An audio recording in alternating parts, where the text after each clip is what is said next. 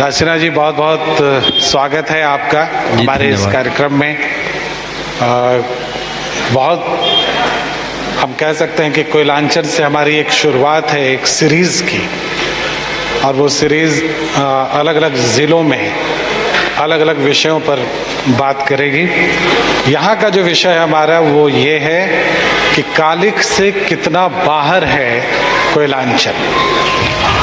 तो आप चूँकि यहाँ को प्रतिनिधित्व करते हैं, धनबाद का प्रतिनिधित्व करते हैं, आपको क्या लगता है, क्या कालिख ही कालिख है या कालिख से बाहर भी?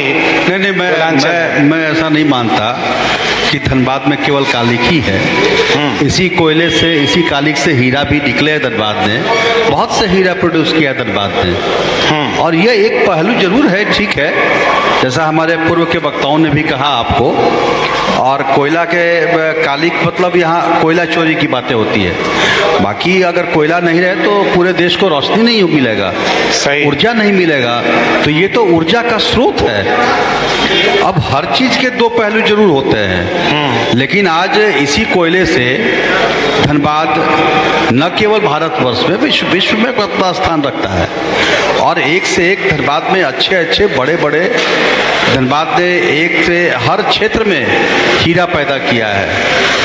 और इसलिए मैं इस बात से इत्तेफाक नहीं रखता कि धनबाद में केवल कालिख ही कालिख है। नहीं, आप जो बात कह रहे हैं ये सही है कि अलग अलग क्षेत्र में कई सारे हीरे हैं, लेकिन एक जो असली मुद्दा है वो ये है कि जो इस कोयलांचल के उजास के या उजाला के असली हकदार हैं, जो यहाँ के मजदूर हैं, जो यहाँ का तबका है, वो गरीब तबका है, क्या उस तक उजाला हम पहुँचा पा रहे हैं? आपको लगता है ऐसा?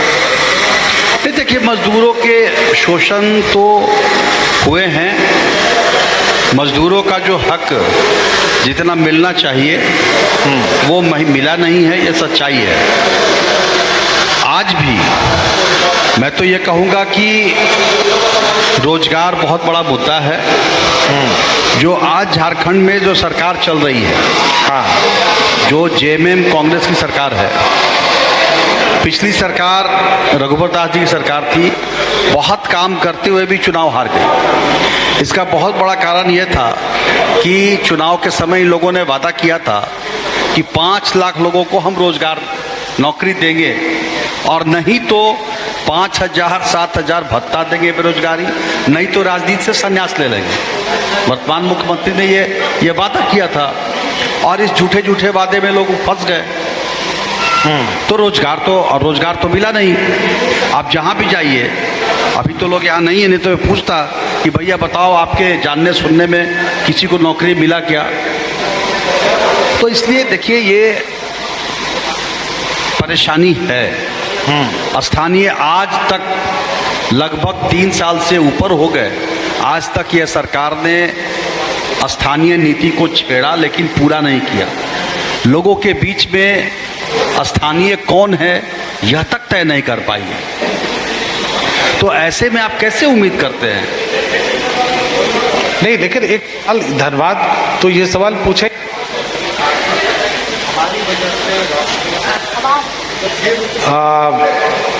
हमें क्यों है? नहीं, ये बात है ना, जो सरकार है, जैसे पहले की सरकारें थी तो रोजगार देने का काम किया। अभी रोजगार देने के नाम पर लोग आए और रोजगार दे नहीं रहे हैं। तो यह तो उनकी इच्छा शक्ति नहीं है करने की।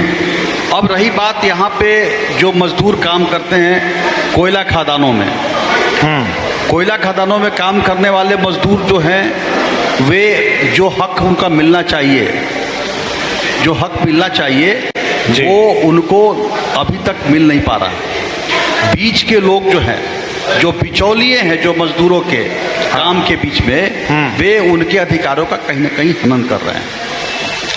तो आखिर ये बिचौलिए बीच से हटेंगे कब? ये एक सबसे बड़ा ये है। और एक जो हम जिस उजाले की बात कर रहे हैं, वो सिर्फ ये नहीं है कि मजदूरों के पक्ष तक चीज़ें पहुँचें, ये भी है कि धनबाद लॉ एंड ऑर्डर के मामले में कब उजाला यहाँ दिखे, ये कानून यहाँ पर आकर कई मुद्दों अब देखिए, कानून व्यवस्था की बात है, मैं कहूँगा तो बात लंबी निकल जाएगी। लेकिन जिस राज्य का मुख्यमंत्री खुद ही कानून का पालन नहीं करे, जिस राज्य का मुख्यमंत्री खुद नियमों को चुनौती दे, उस राज्य के आम लोगों से आप कैसे उम्मीद करते हैं कि वो कानून व्यवस्था ठीक रखेंगे या पालन करेंगे? आप एक मिनट के लिए, मैं तो बोलता हूँ, अगर हमारे जैसा आदमी को पुलिस एक बार नोटिस करेगी और मैं है हिम्मत किसी साधारण आदमी में कि वो कह देगा कि मेरे पास समय नहीं है, तो यह तो सरकार के इच्छा शक्ति पर निर्भर करती है। लेकिन जनप्रतिनिधि जो इस क्षेत्र के हैं, लगातार हम लोगों ने लगातार आंदोलन किया है, सड़क से सदन तक। आज जो लोग बोलते हैं कि सदन नहीं चलने दे रहे हैं विपक्षी, कारण क्या है? न राज्य का विकास हो रहा है, न कानून व्यवस्था ठीक है, चारों तरफ रंगदारी, विकास के काम नहीं हो रहे हैं साहब। आप इसी से अंदाज लगा लीजिए, धनबाद जैसे जगह में 20 सूत्री की बैठक 3 महीने के, हमारे ब्रजेंद्र बाबू जो है यहाँ पे, जो 20 सूत्री के यहाँ के उपाध्यक्ष हैं, पूछिए तो 3 सालों में कितनी बैठकें हुई 20 सूत्री की, जो कि विकास की योजनाओं के लिए सबसे महत्वपूर्ण बैठक है। आज योजना में एक भी अनाबद्ध राशि में पैसा नहीं आता, सरकार नहीं दे रही है, तो कैसे उम्मीद करते हैं आप? इसलिए मैंने कहा कि नेतृत्व जैसा होता है वैसा दिखाई पड़ना शुरू हो जाता है, और नेतृत्व हमारा कमजोर है, न विकास से मतलब है, न लोगों की सुरक्षा से मतलब है, तो उसी प्रकार के हालात हो रहे हैं। और लगातार हम लोग सड़क से सदन तक आवाज़ उठा रहे हैं, आंदोलन कर रहे हैं, धरना प्रदर्शन कर रहे हैं। इसी धनबाद में ठंड की रातों में 72 घंटे मैंने सड़कों पर गुजारा है साहब, बिजली के लिए प्रदर्शन किए हैं, आंदोलन किए हैं जी। तो ये स्थिति है। ये सरकार की इच्छा शक्ति नहीं है कि धनबाद में या कहीं भी, पूरे राज्य की ही हालत है।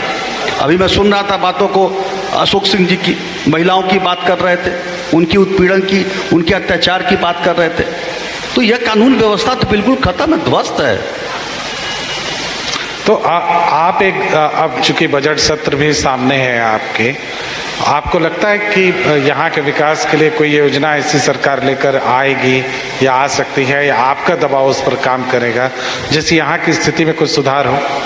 देखिए, यहाँ पे स्थिति में विकास, मैंने कहा कि कोई अभी कितने साल हो गए नगर निगम के चुनाव नहीं सरकार ने कराया। जो स्थानीय विकास का बहुत बड़ा माध्यम है, तो नगर निगम से के चुनाव हुए, मुझे लगता है 3 बरस से ये गुजर रहा है, नगर निगम का चुनाव नहीं हो रहा है। तो ये इससे क्या उम्मीद की जाए सरकार से? इसलिए इस सरकार को जाना होगा, या सरकार जाएगी, जनता इस सरकार को इस बार भेजेगी वापस। लेकिन ये तो विपक्ष का आरोप है और वो बहुत सही भी है। नहीं, आरोप कैसे कहते हैं? इसमें सत्यता है ना? नहीं, ज्यादातर सरकारें तो आपकी रही हैं, फिर धनबाद के हिस्से में ज्यादातर सरकारें कैसे? आप डाटा निकाल के देखिए, लगभग आधी सरकार उनकी रही, आधी हमारी रही है। और इसी धनबाद में आप यहाँ बहुत हमारे सीनियर लोग हैं, काफ़ी बुजुर्ग लोग हैं, और वो देखें कि धनबाद की हालत क्या थे, और जब से राज्य अलग बना धनबाद में कितना विकास हुआ। तो इसलिए ऐसा नहीं है, ये कहने का है कि आपकी सरकार ज़्यादा रही है। आप उकाट के डाटा देखिएगा तो लगभग 1.5 साल ही एनडीए की सरकार ज़्यादा रही है, बाकी सरकार उनकी रही है। तो इसलिए ये कहना बेमानी है। तब है कि ये सरकार के पास न कोई विजन है, न नीति है, न नियत है, कुछ नहीं है, और इस तरह से चल रहा है, बस खींचतान में चल रहा है।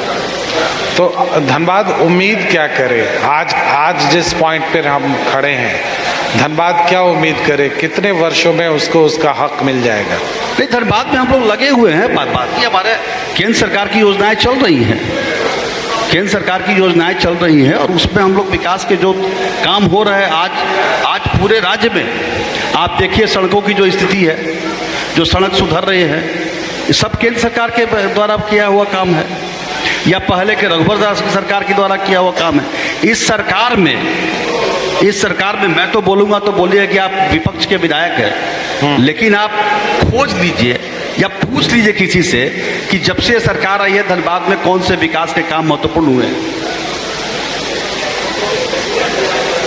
चलिए, ये हालांकि हर पार्टी का अपना अपना पक्ष होगा उस पर। बजट सत्र में आपकी भूमिका, मतलब विपक्ष की भूमिका क्या रहने वाली है? क्योंकि अब तक ये होता है कि हंगामेदार चीजें होती हैं और शायद मुद्दे कहीं देखिए, सदन इसीलिए होता है कि हम जनता की आवाज को वहां रख सके। बिल्कुल। लेकिन सदन में जो है वो जल्द से जल्द पूरा हो। यहाँ बिजली की पहले एक सब स्टेशन हुआ करता था, पिछले सरकार में 7 सब स्टेशन केवल धनबाद के अंदर हुआ। नेशनल ग्रिड से जोड़ने की यहाँ धनबाद को वो मांग है। तो इस प्रकार से कई एक है जो मूलभूत संरचनाओं को यहाँ विकास को विकसित करना होगा। धनबाद की यह प्राथमिकता है। जी, बहुत बहुत धन्यवाद आपका हमारे साथ चर्चा करने के लिए। हम उम्मीद करते हैं कि धनबाद को उसका हक मिलेगा, यहाँ के मजदूरों को उसका हक मिलेगा और धनबाद जिस उजाले की चाह में है वो उजाला आप सभी के सौजन्य से धनबाद को मिलेगा। जी बहुत बहुत धन्यवाद, बहुत शुभकामनाएं।